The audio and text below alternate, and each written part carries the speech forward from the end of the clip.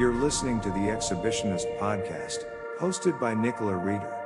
This podcast is brought to you by InspiringExhibitors.com and Pro Extra, a wholly owned division of 12th Man Solutions Limited. Hi there, and welcome to episode 42 of the Exhibitionist Podcast. Welcome back this week. How are you doing? It is creeping ever closer to Christmas, so we hope now that the shops are open again, you're able to get out there and support your local high street and are starting to enjoy some of the Christmas preparations, although they will be slightly unusual this year. Very shortly, I am going to hand over to our conversation with Zoe Lacey-Cooper.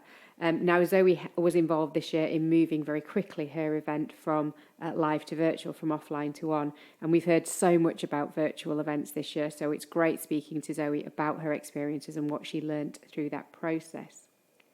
But before we get into that conversation, what else could I be talking about this week, apart from the launch of the brilliant We Create Experiences campaign by One Industry, One Voice? You may have seen this launch on Monday, and it's the coalition of all of the event industries coming together to try and powerfully influence all of those businesses that would usually book events to keep doing that in 2021.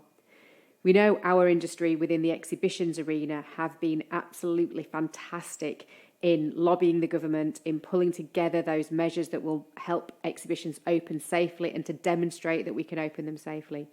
But actually the total event industry in the UK is much more powerful when we all speak as one voice, and with an £84 billion impact on the economy every year, pulling together music, sporting events, show business, weddings, festivals, all of those different industries that actually many of us work across, we have a much stronger and much more powerful voice.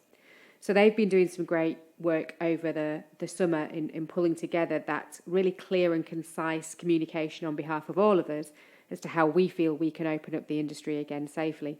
And that's one job in terms of lobbying government. Great job done. The other job we have to do is inspire confidence in both businesses and visitors to come back to those events and put them on. So really the campaign that they have launched this week is about exactly that. It's about saying to businesses, if you used to run in consumer events, if you used to go to exhibitions, if you used to put on festivals, keep doing that in 2021. We are confident that we can do this safely, that we can get people back. And with a vaccine on the horizon, we have even more reason for optimism than ever before. Some research that they have released this week as part of this campaign had a couple of really interesting statistics in. One of those was that 75% of decision makers believe that the closure of events in 2020 has had a negative impact on their ability to market.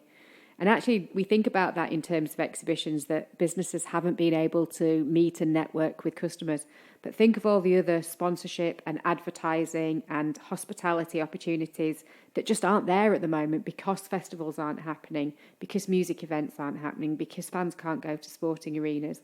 And all of our ability to market and to recover and move forward from what has been a really tough and challenging year is really impacted on because we just don't have those opportunities anymore. What they also found was that 96% of business leaders that responded to their survey said that events added value to their business, whether that's about staff well-being and morale, internal communications, whether it's about actually upskilling their teams and being able to grow and develop their own people. Of course, it has a impact on the bottom line and revenue, which is what we're all looking for in business. But some really positive results that they found and a really fantastic campaign. It is backed by a whole host of celebrities who are involved in the event industry, people like Tom Kerridge, Johnny Wilkinson, Claire Balding, but also people like Claire Roney from Macmillan, who actually talks about the charity impact because they can't have events, and that has had a substantial impact on their ability to operate. So a really, really great campaign. You can find it at One Industry, One Voice, and you can find it all over Exhibition News, Exhibition World, all of the different titles and publications in the industry. Just go and have a look at what they're doing. And if you can, just share it, shout about it and tag people in it. And let's get those businesses that would usually interact with events back and booking us all to work with them in 2021, because it's looking like it's going to be a really, really busy year. So great news to open the show with this week. I'm now going to hand over to our conversation with Zoe and hope you enjoy the chat. So on this week's episode of the Exhibitionist Podcast, I am very excited and energized actually to be speaking to Zoe Lacey-Cooper. Now, Zoe is the Portfolio and Events Director for Diversified Communications with specific responsibility for the Accountex events. But Zoe is also a founding member of Women in the Exhibitions Network and a judge for the AEO and Exhibition News Awards and Accountancy Awards. So welcome to the show, Zoe, but do you ever sleep? No, of course not. I have children. You sound like a very busy woman. Oh, I like to keep busy. We have to in these times. Takes my mind off everything else that's going on in the world. Absolutely. So Zoe, welcome to the show. It is brilliant to have you here. Thank you for your time. So for our listeners that don't know you, do you want to just give us a little bit of background and about your experience and your current role? So, as you said, I'm Portfolio Director of the Accountex portfolio. We do it's B2B accountancy bits and pieces. And I say accountancy and straight away people go, oh. Actually, it's a really, really interesting environment I work in. It's a very progressive industry full of very progressive entrepreneurs. It's all about tech, Nicola. So it's all about artificial intelligence, software, technology. They are a pretty forward-thinking profession. We don't give them enough credit, actually. So although I say Accountex and people just go a bit like, it's actually a really, really interesting industry to work in. So I'm currently managing the Accountex portfolio on that, covering anything from live, virtual, news, content, that kind of thing. I have been very lucky to work in media for over 20 years now. So I've done over 10 different industry sectors, ranging from nutraceuticals to natural products, to ski shows and outdoor shows. And I've done so many different industries. And I've settled at the moment into the accountancy profession, which I absolutely love. Brilliant. It sounds good. And I think it's really interesting to hear from you that I think the natural reaction to accountancy might be, oh, really? But to hear that it is that kind of progressive tech, and you're certainly energized by it, that comes across. Funnily enough, yeah. I mean, I used to do natural products and organic food in Sweden. I mean, you don't get more sexy than that. That's a real sexy, tangible product. And then you go from that to accounting and calculators and things. But actually, no, I work with some of the most forward-thinking influencers and gurus, and I'm just inspired every day by these people. So yeah, quite lucky, quite enjoy it. It's so good to hear. And we were just chatting before we started the recording, but 2020 has been an incredibly challenging year all round. So how have you been coping with the last few months, both professionally and personally? How's things been in your world? Well, I think everyone's world has kind of tumbled down around them, but I have two very young children. I had a 1-year-old when it was all happening, so you can imagine how that was working out when I have a child at school and a little 1-year-old as well. But with Accountex, this is kind of a large live event that we run. So I kind of went back to my roots. So I don't know if you know this, Nicola, but about 10 years ago, I used to actually run virtual events for the nutraceutical industry. So it's really interesting because I had kind of left those days behind me. Do you remember that about 10 years ago, everyone was like, this is the future, this whole Sim City thing going on. I ended up taking, instead of this virtual events job at UBM, I took the job at Diversified. So that's where my career just kind of split.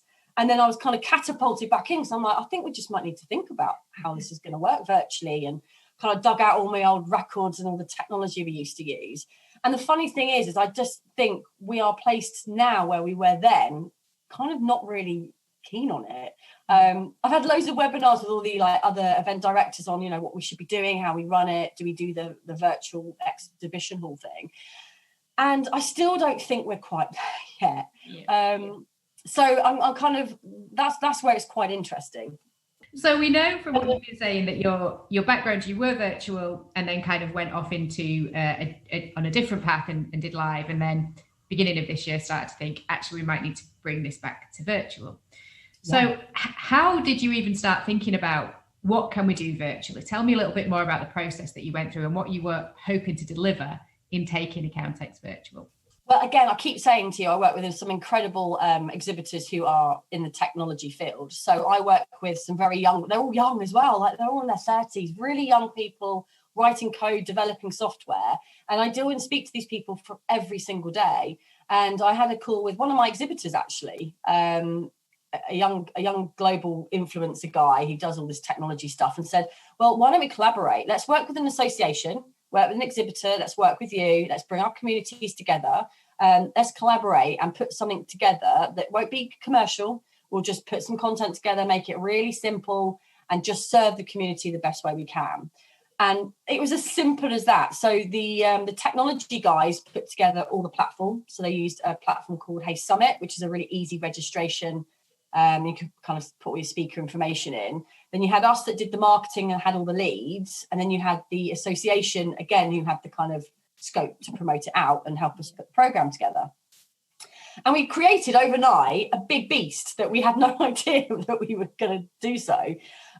So we had a 5-week lead time. We had no idea how it was going to happen. We said that you could upgrade for, I think it was like £10. You could upgrade to have recordings after the show, and everything that we raised was donated to charity. So it was the NHS charity, which is really timely with what was going on in the NHS during that. I was back in May. We ended up with 16,000 people register. We raised £45,000 for the NHS. And it was deemed quite a success, actually. It kind of laid the land for us to look at going global, running these things as a hybrid alongside live, working with our exhibitors to maybe do like theme days. It's just opened up but because we did it non-commercial, because we did it free, because we were offering like the charity element, it gave us the opportunity to just trial it out. So if anything went wrong or anything didn't go quite right, while we were finding our feet, it was really good that everyone just kind of understood that there was nothing commercial. We were just doing it for our community. And we were really pleased with the results. It's amazing. Just picking up on some of the numbers that you shared there, just in case our listeners didn't catch those. That was 16,000 people registered and £45,000 raised for the NHS. So just phenomenal numbers in the context of what was going on in the world at the time. So congratulations to you and your team. That's absolutely brilliant. And I just wanted to pick up on that event in itself. Was it mainly content driven, or was there an opportunity for exhibitors and visitors to engage with each other, or was it purely kind of a platform for content? We serve a really content heavy industry because it's all about regulation, tax. The accountants are very busy right now advising small business owners on how to survive through this. Yeah. So it was very, very content led, with obviously government guidance from HMRC. So all content. We had some of our top big players speak. Mutual benefit because they bring in a crowd, but also because they invested a lot in our live events. Kind of wanted to give something back for free. But no, there was no sponsors. There was no kind of breakout sessions or anything like that. It was all purely content. And just so you can kind of visualize how it worked, it was a 2-day event, and we ran 3 streams every hour on the hour. So kind of visualize that like 3 theatres running a session every hour on the hour. Bit of a big one, lessons learned, way too much for us to deal with. Right. We kind of did it, just about. And it was as simple as that. It was literally just Zoom calls every hour on the hour. And it was just as simple as that. We had, polls involved. We had Q&A at the end. But people just seemed really happy with that real simple element. Having the interaction with the Q&A, really, really simple. Quite happy with that. Now we're running it the second time now. So we're running it in November. And this time it is commercial. We do have sponsors.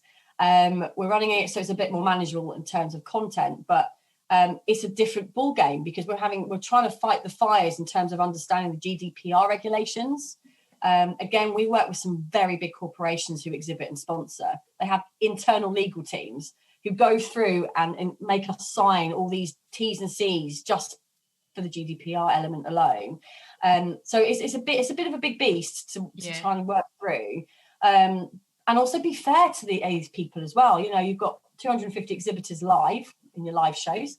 How do you then offer just 10 sponsorship opportunities on something virtual? So we've had to be really considerate about how we do the offering, how we've managed it in terms of who first in, first out. We've introduced MOUs.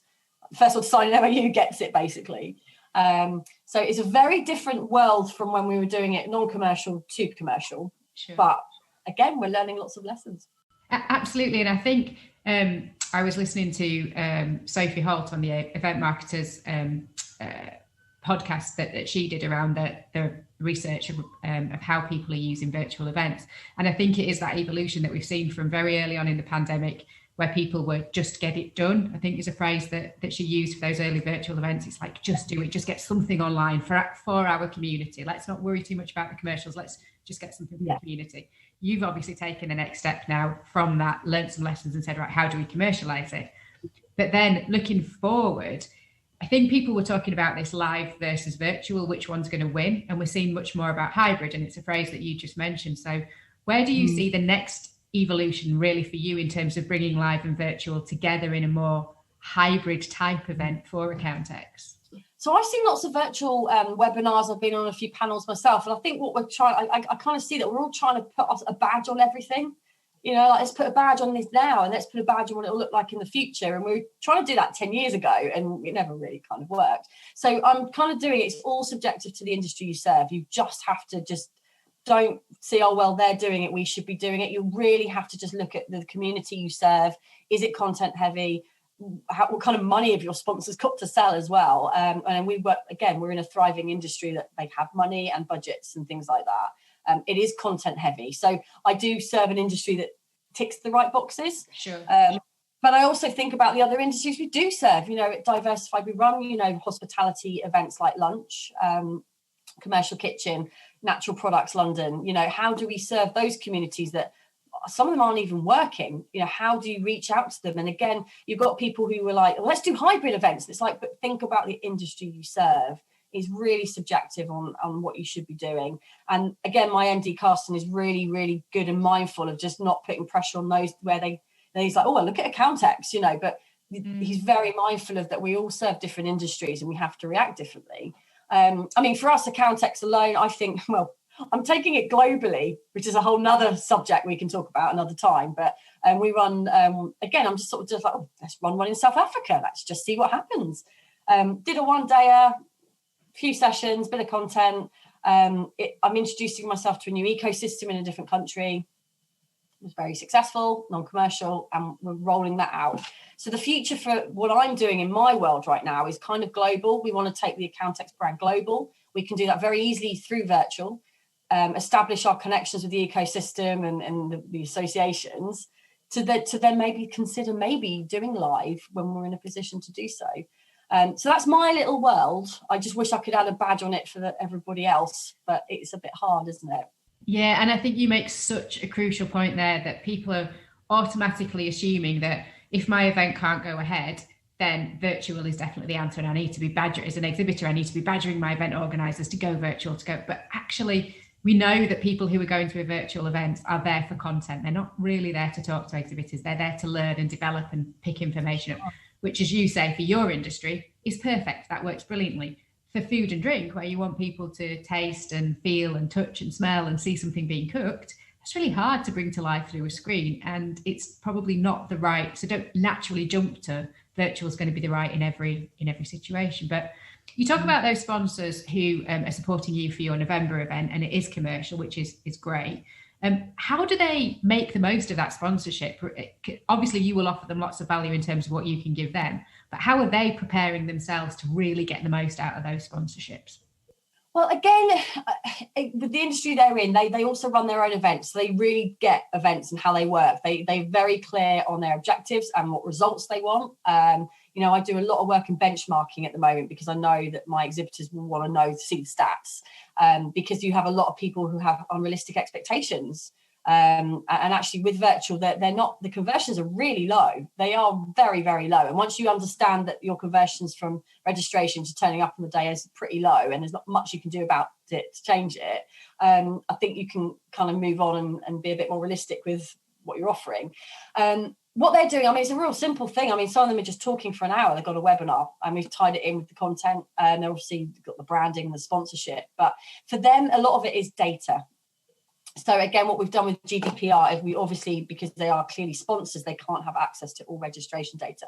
But there are ways of where they can have data from their session. You can do polls within the session to say, look, if you're interested, click yes. So then straight away, they've got their hot leads on the table there on the day. Then they have the leads from the people that are registered, and then they have the leads from the people that turned up on the day. And if that's what they want as an objective, then that works really, really well in terms of data and then getting kind of like the hot leads that come through. But yeah, apart from that, I mean, they're very clear. They're great to work with because they are very clear on how it all works. Yeah. And they treat us as the unbiased. I mean, they run loads of their own webinars. They do them probably better than we do. But we are the unbiased platform, and they utilize that in a way because they can't do that themselves. So I think that's where the benefit works. Absolutely. And you mentioned there benchmarking, which would be great to pick up on, because I think we know from our experience, exhibitors aren't always brilliant at setting objectives and then measuring if they've delivered those objectives in a live environment. So when it comes to virtual, I can only imagine that there is even less chance of that happening. So what are you learning from the benchmarking work that you've been doing? So I've done some really good conversation with Ruth Carter, actually, where I've done some top 10 tips on what to do for virtual. And the thing is, every month it changes. That's the funny thing. It keeps changing. So before lockdown, the best day to run a virtual conference was on a Tuesday, but now it's a Thursday, and now it could be a Wednesday. So we don't actually know what day is best to run a virtual conference. And simple things like, the best time of the day to do it, obviously 10 a.m. in the morning, but then you got virtual fatigue. Everyone does them at 10 a.m. on Tuesday, for example.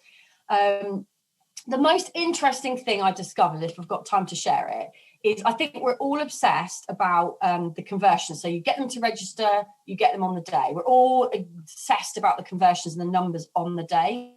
But what you actually probably need to do to actually increase that 34 to 45% conversion rate, think right back to the element of registration, because actually your numbers start to diminish right from the point of marketing or launch. So you send out an email and you get them on your website, and then you get like 50% register or 50% don't. You've already lost 50% of your audience. Yeah. Then they register, and then you've got to try and get them there on the day. That's another 50%, 35% cut down. So it's just numbers that just completely go down consistently throughout the whole campaign. So what you have to do is think really carefully about what you do from that initial point of registration. How do you really get them to register and sign up? And when do you send out your registration or launch email? So timing, days, and that kind of point of action at point of registration is probably more important than right at the end when you're trying to get them to sign on the day. And that is probably the biggest lesson I've learned, actually, with all that benchmarking work that I've done, to be honest with you. And what do you think exhibitors can do to help get people to that event? Because it isn't the sole responsibility of an organizer to get people there. We've said that whether it's live or virtual, that those exhibitors should be working hard to get people there. What can they be doing? I did something really cheeky this time round, commercially. So I said, for the sponsors who are speaking, I said, right, the rate is that, but we will knock off 15% of the rate if you guarantee a minimum of 2 email shots and 2 social media posts from us, Solus emails, because their community is actually pretty big themselves. So what we did is we gave them the choice, like, we'll do all the marketing for you, you don't have to do anything, or save some money and do a little bit for us. And then it's controlled. And we are then reaching people that we've not kind of reached out to before as well. So it's a bit of a combination of bits and pieces. But what we're essentially doing is we're getting them to promote it for us, and on top of what we're doing. And that actually has worked out quite well, that business model. And it comes back to a phrase you used right up at the beginning, which was about collaboration. And I think we still see, whether it's live or whether it's virtual, so many exhibitors saying, well, I've paid the money to be there, so the rest is up to you. I just turn up on the day with a pop-up banner and they will come. And it kind of doesn't work like that. All you're paying for is a space on the floor and a little bit of marketing. But if you genuinely believe that event's worth investing in, then you should also invest the time to do the marketing to get the people there. And you don't need thousands of them. You probably need a few hundred good leads to make that show worthwhile. So. 100%. And some people do these webinars and they're like, oh, only 100 people turned up. I'm like, that is amazing. That's really good. That's anything. I mean, your conversion rates, again, benchmarking coming up here, but 34 to 45% are converted from registrations to on the day. quite a low amount, isn't it? Yeah. And there really is not much you can do to change that. You just can't. You can email them every day and force them to log on if you want, but you just can't. That is just what it is. And that's why I keep talking about when you start the process and the campaign, that's why it's so important, because you can change that figure a little bit more.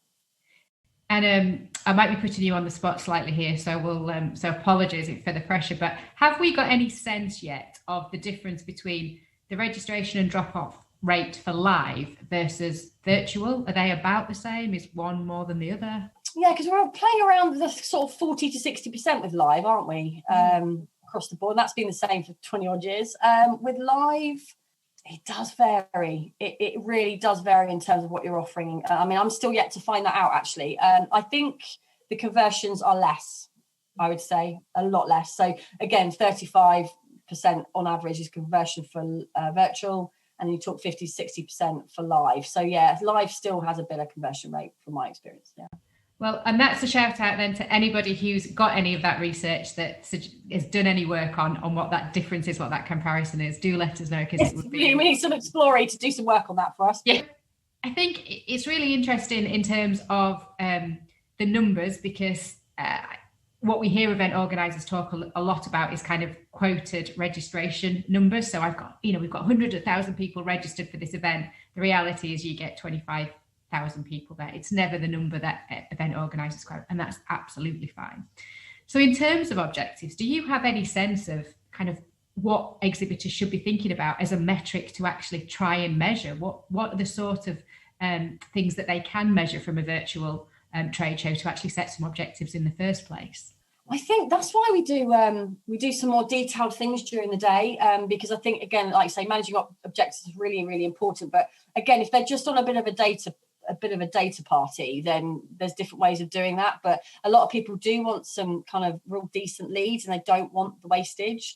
So like, as I said, I do things like, polls within the session so that they can go away straight away with, those that are generally straight up keen, who want to be kind of like, they want to set up conversations with them straight away, which is great. And it gives the sponsor straight away some immediate goodwill feeling, because these matches are all about, I felt it went well and I felt it went okay. Because that's all you can play on at the moment, because we don't really know the right result. And like I say, the conversions are so low. So it is always down to how that sponsor feels at the end of the day. And if you can give them a list from a poll of like 10 people who are straight away really, really interested in what they're doing, then that straight away just adds a bit of goodwill. Then they, so it is just lots of little bit of things. I mean, it is also relevant to what their objectives are. A lot of the time it is data. Can't measure brand exposure, can you really? It really is subjective to what they want. Yeah. It really Which is the perfect answer, because it all comes back when people say to us, what should I be measuring at an exhibition? It's like, well, what do you want to achieve? I can't give you an answer until you tell me what it is you're hoping to actually get from it. And, sure. And the point being, even when you've given those exhibitors or those partners that data, they have to do something with it. Just getting that data isn't going to get a sale. You then have to know how you're going to follow it up and what your comms plan is and what else you're following up with. Have you got any sense, have most of your content that you've shared so far been the webinar kind of presentation, or have you done like panels? Have you done demonstrations? Have you done kind of introductions to new software? Have you got any sense of what formats work particularly well? Yeah, a bit of a variation actually. And panels always, oh gosh, they love that. If you put in a state of the market session at 10 a.m. and then you put in a panel discussion talking about the future, then you do a regulatory one. We do obviously lots of polls within there, not too many. And then we also have some lightning talks, which are like 10-minute TEDx ones. So we call them kind of like technology innovation talks, when actually it's the vendors talking about what new technology they have. But we mix that in with like a technology lightning talk kind of package. Yeah. So we do lots of various different things, actually. I have to say we do lots of variations of things. And I think that's the advice then to exhibitors is about, when somebody says, do you want to participate in this virtual event or even a live event? People naturally go, oh yeah, we'll do a 20-minute PowerPoint presentation. It's like, no, what could you do differently? Just challenge your event organizer, say, I want to do something crazy. I want to do I don't know, let's all just get some pizzas ordered in and do a virtual pizza and a glass of wine and a chat. And, think about something a little bit disruptive and a little bit different, because it doesn't always just have to be the 20 minutes PowerPoint. Yeah, I mean, I have an exhibitor that does a big hires out the boat at XL and does all the drinks, and I think they did on one event, not our ones, I'm trying to convince them, they sent out gin packs, so everyone had a drink afterwards. Not many, I mean, it was limited, but it was brilliant seeing all the social media around people with their little gin and tonic packs that they received in the post. It was just wonderful. It was really, and like little goodies, like we have again, we're talking about like everyone loves the free goodies, so I'm thinking about setting things up like virtual goodie bags, again, just to get the exhibitors involved. If they want to give out a free beanie hat or a free notebook or a pen, just kind of getting that feeling of kind of a bit of something that's a bit different than just standard webinar. Absolutely. And I think we've always talked about freebies and do they add value, do they not add value, and it totally depends what you're trying to achieve. It depends what you're... Oh, we love them. It's my notebook. Not the cupcakes. I think we've all had enough of cupcakes in this industry. But it is, sometimes when somebody's got a pen or a ruler or a notebook and it's there on their desk, you do get that longevity and that brand awareness. And it's very easy. Your attention to a virtual webinar is different to a face-to-face conversation, and you switch off and transition out of a virtual much quicker than you would a live conversation. So if you can send something to them afterwards, those hot leads, have a pack ready to send to them, then at least you're putting something in their workspace that's got your brand all over it. So have you enjoyed this experience of moving things online then and virtual? It's funny going back to my old days, put it that way. I guess we're not using the technology as much as we used to. So we are doing it a very simplified version. Whereas before, and people know, you have these really fancy pants technology where they do the Sim City world, you create a person and you go in and talk in the expo halls. And there are, again, industries where I think that works incredibly well. That's not something that's going to work in my industry, so we're not looking into it. But, I have really enjoyed, again, learning the experience of just converting everything over. The one thing I have learned is the global element. I've been able to just start learning new industries in different countries, and making new relationships and actually trialing out and understanding. So my ecosystem in my head now is global. It's just not UK based. I'm doing one in Australia, one in North America, might do one in Scandinavia. And with that involves, kind of making new partnerships and meeting new people. And that's the part I love, actually. That's like starting my job all over again. And I've really enjoyed that. It's opened up a lot of opportunities, I have to say. And that's one of the big things as a positive that's coming out of virtual, is that it grows your audience so much, and to markets that you would never have got people from Scandinavia or South Africa coming to a UK based show, but actually you're now getting them online and virtual, and it just, as the world continues to change and we leave Europe, we're going to need the world more, and that's just brilliant. Absolutely brilliant. And as a rule of thumb, every new launch I do in a different country, the first edition is we donate all the recording money to charity. So the one in South Africa went to the Solidarity Fund. So that went out to a fund that was relevant to the COVID and health service out there. So again, it just adds good feeling. You look like kind of how serving the community. So then when you come in with your second edition, where you're a bit more commercial, you're a bit more excused. But to be able to kind of raise, £45,000 for the NHS, I mean, that was just phenomenal. Yeah, did not expect that. Not in the slightest. Absolutely not brilliant. At all. And that was lovely from the accountancy profession to donate that to the NHS and say, look, this is what we're trying to do to help. Yeah, absolutely, all about building that community and collaboration. It's fantastic. So tell me what you have missed most about being on the shop floor in 2020. Well, I had my little baby was 4 weeks old the last time I went to my event. As you know, I run the London one. I go once a year. So I've not been in a proper expo hall for 2 years now because my baby was born before my last one, and I feel sad. I miss my walkie-talkie. That's like my comfort blanket, That's my moment of truth when that walkie-talkie's in my hands, I miss needing the toilet and taking me hours to go there and back because everyone's talking to you. I miss simple little things like that. I missed it terribly. But with that comes the, getting comfortable with Zoom calls now. Again, the accountants have been doing all this Zoom stuff for years. And I just go, can't I just pick the phone up? Why do I have to put the face on?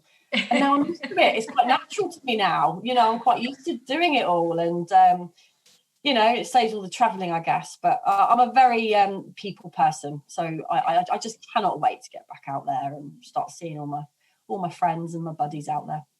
And it's strange what you miss as well. I'm even missing having the sore feet from being in heels all day on a theatre and walking from house. It's like, oh yeah, that throb in your feet on a night time with a glass of wine, thinking, oh, that's a good day's work. That is. I'm kind of missing it a little bit. I go in the morning on the event and I have a bag and I have 3 pairs of shoes in there. It starts high and goes down in levels of heels. But things like that I miss, you know, going in with my bag of shoes. You know? We'll get there. We will get there. We will. Absolutely. We've all just got to believe we'll be back before too much longer. So we are currently in lockdown Mark 2. Tell me, what is keeping you going during lockdown? Any good habits you're going to keep into the post-lockdown world? Anything you've been doing different? Well, this jar of sweets was keeping me going, as you can see. That's a huge jar. jar. No, joking aside, it's been a long lockdown. I think what's keeping me going, I mean, obviously I've got the time to just again just be really kind of I'm coming up with lots of new ideas, more than I've done before. I'm having the headspace to really think about the brand and where we want to go, what can we do, what is doable. You know, we can't just throw money at technology. We haven't got a pot of money right now, but how can we serve our communities? The power of collaboration, I'm loving all of that. So that's what I'm doing. I'm just getting on the phone. I'm talking to as many people as I can. I'm throwing ideas out there that may happen this week. They may happen next year. But I just know that I'm planting those seeds so that when the time is right, we can do it. Yeah. And just literally just doing what I can to keep Accountex alive and myself and my wonderful team in a job, essentially. Yeah, absolutely. And that's all any of us can do at the moment. It's kind of one day at a time and just do the best you can for the community. Well, it has been fantastic talking to you today. I could sit and talk to you for the rest of the day about stuff, I'm absolutely sure. But Zoe, if people want to catch up with you, what is the easiest way for them to connect with you? Oh, I love a LinkedIn. So find me on LinkedIn. I'm the one with the silly surname. So it's Zoe Lacey-Cooper. Find me on there. I'm always in the blue blazer. That's my branding. I'm known as the woman in the blue blazer. So my hair colour may change, but my blazer stays the same colour. So just look me up on LinkedIn, Zoe Lacey-Cooper. Great to chat with you. Brilliant. Well, thank you so much for speaking, as I say. Good luck with your next event, and we look forward to seeing you back on the show floor next year. Thank you very much. Thank you so much there to Zoe for her time. I really enjoyed speaking to her. I say that after I talked to every one of our guests, but hopefully you picked up on the energy in that conversation, and we carried on chatting for quite a while after we finished recording, and actually the rest of that afternoon kept sending each other emails saying, God, I feel really inspired today. I feel like I've really had a chance to talk to somebody in the industry and things feel a little bit more positive. So I am really looking forward to meeting Zoe in her blue jacket on the show floor next year. So next week we have a bit of an unusual episode coming up, actually from a supplier, an engineering company who usually work in the exhibitions industry, but John Knight of EF Engineering got in touch with me a couple of months ago actually just to say, look, we had a bit of downtime over the summer and we've come up with a solution that we think will help exhibitors feel more safe and visitors feel more safe coming back into the event arena. And I think it's really important that we look at some of those solutions as well as just being optimistic. There are loads and loads of solutions out there that are helping us all feel safer. So I am chatting to John Knight of EF Engineering next week about the solution that they have come up with to helpfully get exhibitions open more safely. The week after that will be our final episode of the year. And what we're wanting to do is do a mashup of our Christmas wishes. So we've got in touch with a number of our previous podcast guests and said, if you want to send us your contributions about your Christmas wish for the industry for 2021 and your Christmas greetings, we're going to put all those together in a compilation episode and share that with you all. So whether you've been on the podcast before or not, if you work in the industry and think you have something to say and you want to wish your peers a very happy Christmas, then please feel free to do it through us. Just get in touch with me via LinkedIn or email and I'll let you know how you can be part of that Exhibitionist compilation episode. So thank you once again for listening. It's been great having you on the other side of the mic. You can get in touch with us in all the usual ways over on the website www.inspiringexhibitors.com. There's also a new blog on the website talking about the two big things that have come out of virtual events, which are content and data, and what that means for you as an exhibitor and how you can use it to your benefit as you plan for your 2021 campaigns. That's it from us for this week. We look forward to you joining us again next week. And in the meantime, happy exhibitioning. Pop over now to inspiringexhibitors.com to subscribe to our newsletters, blogs, and future podcasts that keep you up to date with the latest news and industry insight. While there, you can also find out more about our book, The Exhibitionist, Inspiring Trade Show Excellence. Once again, thank you for listening, and we hope to see you on a trade show floor soon.